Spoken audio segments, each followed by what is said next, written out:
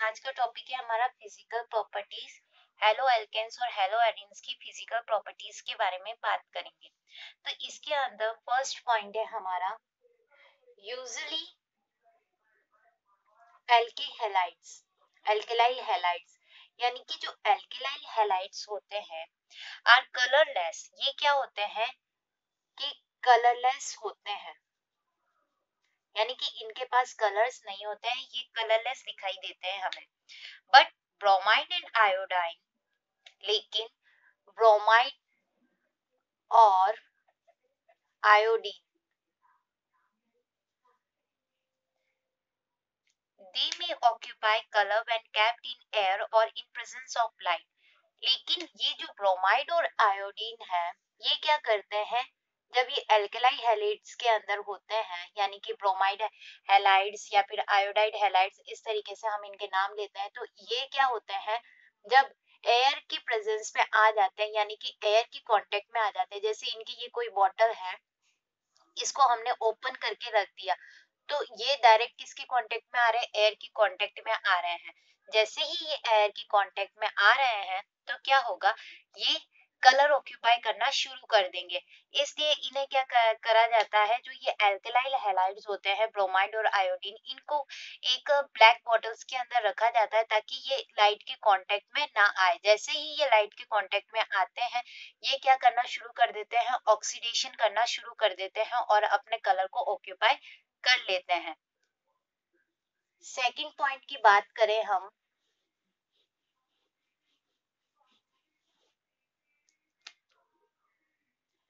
Volatile halogen compounds. अब volatile halogen compounds कौन से होते हैं? वॉलेटाइल का मीन्स आप जानिए कि जो इजीली वेपराइज्ड हो जाए, ऐसे कंपाउंड जो इजीली क्या हो जाए, वेपराइज्ड, उन्हें हम वॉलेटाइल कहते हैं। यानी कि जो जल्दी ही क्या हो जाए, भाप बन के उड़ जाए। जैसे आपने देखा होगा डीजल, उसको जब हम एयर के कांटेक्ट में रखते हैं तो वो क्या होता है, जब हम उसको खुला छोड़ देते हैं तो वो क्या होता है, भाप बन के उड़ जाता है। वैसे ही आपने नैप्थलीन की बॉल्स देखी होगी, ठीक है, उनको भी जब अगर अपन ओपन रख देते हैं, आपने देखा होगा उसको वॉशरूम वगैरह इनमें यहाँ पे या कपड़ों के अंदर रखा जाता है, लेकिन जब वो एयर के कांटेक्ट में आते हैं तो वो छोटी छोटी होना शुरू हो जाती है, क्योंकि वो क्या हो रही है, वेपराइज्ड हो रही है। और वो क्या है, एक तरीके से वॉलेटाइल हैलोजन कंपाउंड्स है। तो अब देखो, जो ये वॉलेटाइल हैलोजन कंपाउंड्स होते हैं, इनकी एक तरीके की स्वीट स्मेल होती है। यानी कि स्वीट स्मेल का मतलब है यहाँ पे कि उसकी मीठी खुशबू आती है, यानी कि जो हमें अच्छी लगे वैसी इसकी खुशबू आती है, मतलब धीमी धीमी से आती है। ठीक है, तो ये बताया है इसके अंदर कि वॉलेटाइल हैलोजन कंपाउंड्स जो होते हैं उनकी स्वीट स्मेल होती है। यानी कि यहाँ पे उनकी जो खुशबू होती है वो किस तरीके की होती है, मीठी खुशबू होती है, यानी कि हम उसको स्मेल करना चाहते हैं। ठीक है, वो हमें एकदम अच्छी लगती है। ठीक है, थर्ड पॉइंट अगर हम बात करें,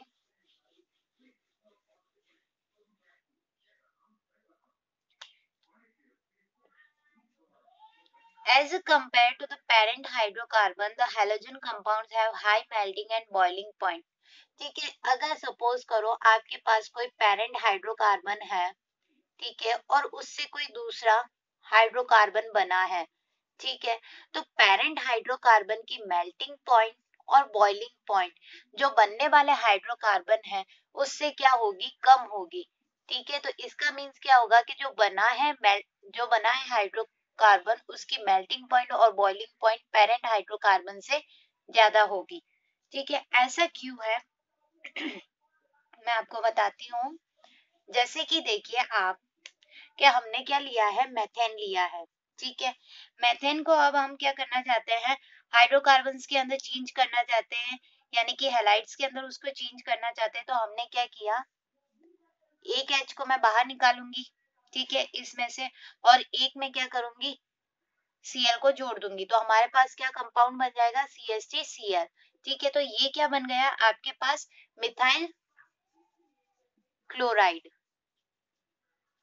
और यहाँ पे क्या था, मेथेन। अब देखो ऐसा क्यों हुआ कि इसकी मेल्टिंग पॉइंट और बॉइलिंग पॉइंट इससे ज्यादा हो गए। तो देखिए आपको पता होगा कि जो हाइड्रोकार्बन होते हैं वो बेसिकली नॉन पोलर होते हैं।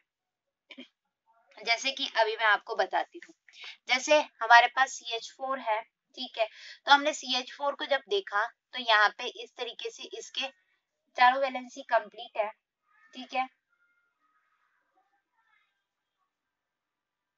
तो अब देखो यहाँ पे जब हम देख रहे हैं कि हाइड्रोजन बॉन्डिंग यहाँ पे कर रखी है, ठीक है, तो यहाँ पे जो हाइड्रोजन बॉन्डिंग है तो वो यहाँ पे क्या बन रही है, वीक इंटरमोलिकुलर फोर्स लग रहा है यहाँ पे, ठीक है।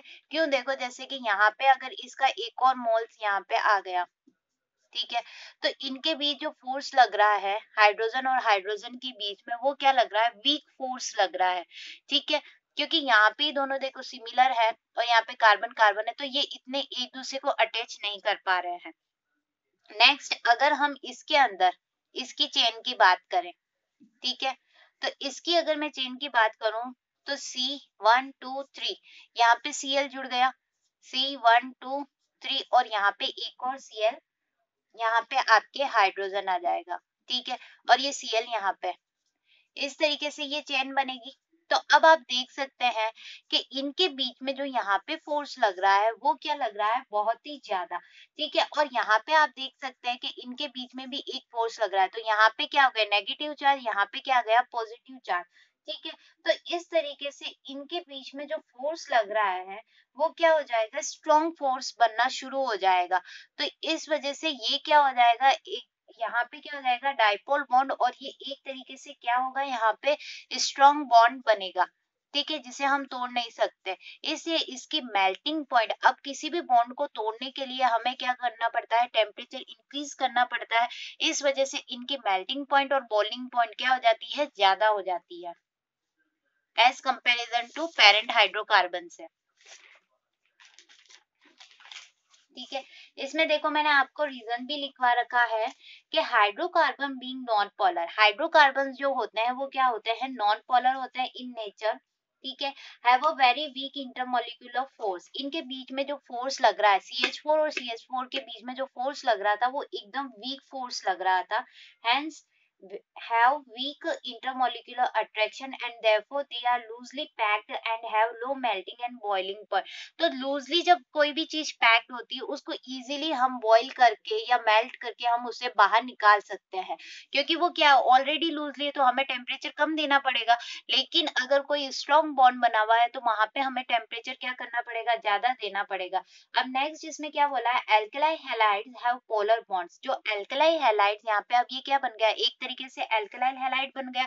तो ये क्या होते हैं, पोलर बॉन्ड्स होते हैं, यानी कि यहाँ पे पोलर बॉन्ड्स बन गए, प्लस और माइनस आ गए, और यहाँ पे क्या हो गया, पोलर बॉन्ड बन गया, ठीक है। तो ये क्या हो गया, इनके बीच में therefore possess dipole dipole forces, इनके बीच में डाइपोल डाइपोल मूवमेंट ने क्या हो गया यहाँ पे, ठीक है, between the molecules and have tightly packing and has melting and boiling point increases, और ये क्या हो गए, एक दूसरे से टाइटली पैक्ड हो गए, इस वजह से यहाँ पे मेल्टिंग पॉइंट और बॉइलिंग पॉइंट क्या हो गए, इंक्रीज हो गए, ठीक है।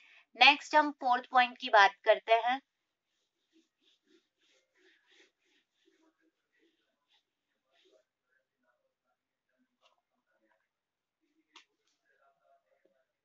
Fourth point, lower halogen compounds. अब देखो यहाँ पे किसकी बात हुई है, लोअर हैलोजन कंपाउंड्स की बात हुई है।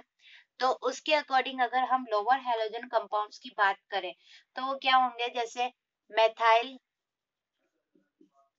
Fluoride, methyl chloride, ethyl chloride etc have a very low melting and boiling point।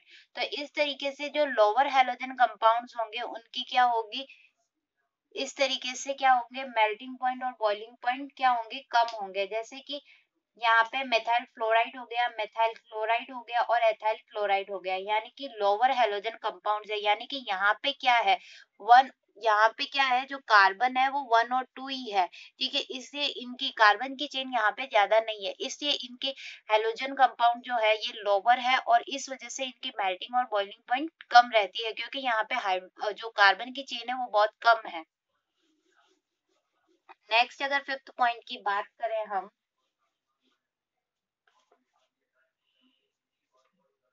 जैसे कि आप ये देख रहे हो,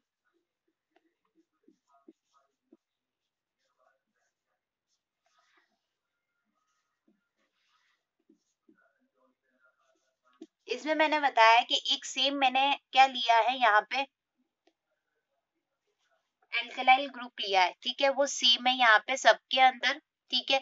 और मैंने क्या किया, हेलोजन्स को चेंज किया है। तो हमने जब हेलोजन को चेंज किया तो मैंने देखा कि इसके अंदर सबसे ज्यादा किसकी हो रही है मेल्टिंग और बॉइलिंग पॉइंट, इसकी आयोडीन की इंक्रीज हो रही है। अब यहाँ पे इंक्रीज क्यों हो रही है, देखो, when an alkyl group of same type is attached with different types of halogen, then melting and boiling point increases with increases size of halogen, ठीक है। तो इसमें क्या बताया इसने कि अगर मैंने क्या किया है, सेम एल्कलाइल ग्रुप को लिया है, ठीक है, विथ डिफरेंट हेलोजन एटम्स के साथ, यानी कि डिफरेंट हेलोजन एटम्स ले लिया, तो मैंने क्या देखा कि जैसे जैसे इनकी साइज इंक्रीज हो रही है, आपको पता है फ्लोरीन से हम जब आयोडीन की तरफ जाते हैं तो एटम की साइज क्या होती है, इंक्रीज होती है। तो इसके अंदर क्या हो रहा है, जैसे जैसे हम इधर की साइड जा रहे हैं तो एटम की साइज इंक्रीज भी हो रही है, इसके साथ साथ क्या हो रहा है, मेल्टिंग और बॉइलिंग पॉइंट क्या हो रहा है, इंक्रीज हो रहा है, ठीक है। अब ये ऐसा क्यों होता है, उसका रीजन भी देखिए। As the size of halogen increases, the mass and number of electrons also increases, and hence its attraction with other molecules also increases. Therefore, melting point and boiling point increases. इसका mean है, अगर देखो मेरे पास क्या है, इसके पास fluorine attach है, ठीक है, और यहाँ पे भी क्या है, एक तरीके से यहाँ पे भी फ्लोरीन अटैच है, ठीक है, यहाँ पे हाइड्रोजन हाइड्रोजन हाइड्रोजन, ठीक है, ये हमने ले लिया। अब आप यहाँ पे नोटिस करो कि यहाँ पे क्या है, फ्लोरीन है, ठीक है, fluorine negative charge plus positive charge, ठीक है। तो अब आपको पता ही होगा कि इस जो कंपाउंड की जो साइज होगी वो छोटी होगी, ठीक है, क्योंकि यहाँ पे फ्लोरीन क्या छोटा ही है और कार्बन भी क्या छोटा ही है, तो दोनों एक दूसरे से क्या होंगे, ज्यादा अटैच होंगे, ठीक है। अब यहाँ पे ज्यादा अटैच हो गए ये वाले, और यहाँ पे आप देख सकते हैं कि ये इसके पास जा नहीं सकता, ठीक है, तो इसकी साइज क्या हो रही है, छोटी हो रही है। तो इस वजह से यहाँ पे क्या होगा, ये इलेक्ट्रॉन्स को अपनी तरफ अट्रैक्ट नहीं कर पाएगा। लेकिन फिर क्या होगा कि यहाँ पे जो ये बॉन्ड बन रहा है वो हो तो रहा है इसका अट्रैक्शन, तो ये सिर्फ यहाँ तक ही बॉन्ड बन रहा है।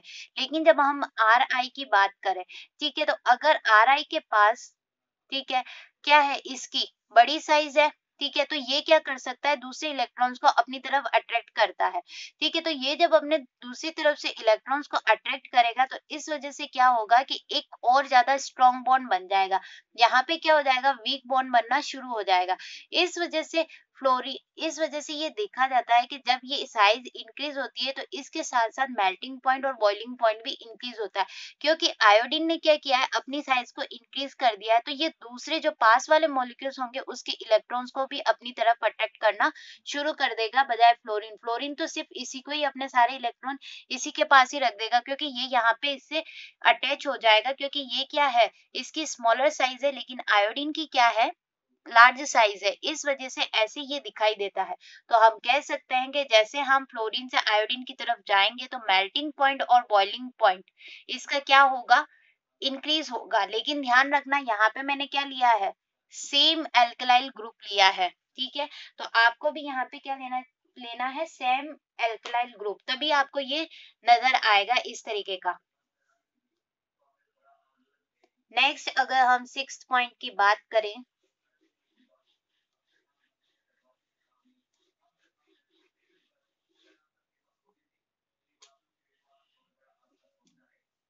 as the number of carbon increases the melting point and boiling point increases, जैसे जैसे कार्बन्स की चेन इंक्रीज होती जाएगी वैसे वैसे ही क्या होता जाएगा, मेल्टिंग पॉइंट और बॉइलिंग पॉइंट इंक्रीज होगा। देखिए, अब देखिए जैसे कि CH3F, ठीक है, इसमें मैंने क्या किया है कि जो हेलोजन है उसको सेम ले रही हूँ, ठीक है। तो नेक्स्ट अब आप देखो इसके अंदर CH3CH2F, फिर CH3CH2CH2F।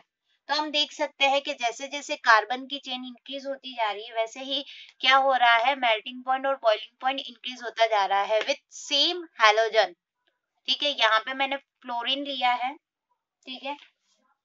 तो अब इसके अंदर रीजन देखो, as the number of carbon increases in a halogen atom the molecule's mass also increase and hence its surface area increases and therefore intermolecular force also increases between them and melting point and boiling point increases. इसमें साफ पता चल रहा है कि जैसे जैसे carbon की चेन इंक्रीज होती जाएगी, इनका सरफेस एरिया क्या होगा, इंक्रीज होता जाएगा। सरफेस एरिया इंक्रीज होता जाएगा, वैसे ही क्या हो जाएगा, इनकी बॉन्डिंग भी क्या होती जाएगी, स्ट्रॉन्ग बॉन्ड्स बनते जाएंगे।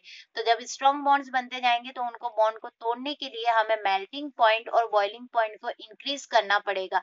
तो इस वजह से ये हमें क्या दिखते हैं, इंक्रीज दिखती है इनकी मेल्टिंग पॉइंट और बॉइलिंग पॉइंट। तो ये यहाँ तक आज हमने 6 पॉइंट पढ़ लिए हैं फिजिकल प्रॉपर्टीज के हेलो एल्केन्स और हेलो एरिन्स के। नेक्स्ट इसके आगे हम नेक्स्ट क्लास के अंदर पढ़ेंगे। ठीक है।